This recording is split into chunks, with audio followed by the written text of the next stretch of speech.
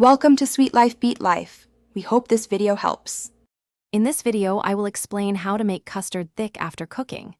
If your custard is too thin after its initial preparation, don't worry, it's a common issue.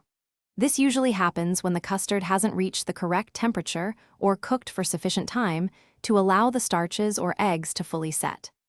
A thin custard can be disappointing, but there is a very effective and straightforward method to achieve that perfect, luscious texture you desire. The first step is to prepare a simple starch slurry. Take 1 level tablespoon of cornstarch and combine it with 2 tablespoons of cold milk or water in a small bowl. Whisk these 2 ingredients together vigorously until you have a completely smooth, lump-free mixture. This slurry is essential because it allows the starch to be evenly distributed throughout your custard, preventing any unwanted clumps when you introduce it to the warm liquid. Now, slowly pour your prepared starch slurry into the thin custard, whisking constantly to ensure it's fully incorporated. Place the custard back on the stovetop over a gentle medium-low heat. Continue to stir or whisk the custard continuously. You will notice it gradually thickening. Keep cooking until it reaches your desired consistency, typically when it coats the back of a spoon.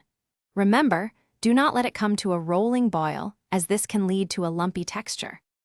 Once your custard has reached the perfect thickness, remove it from the heat immediately.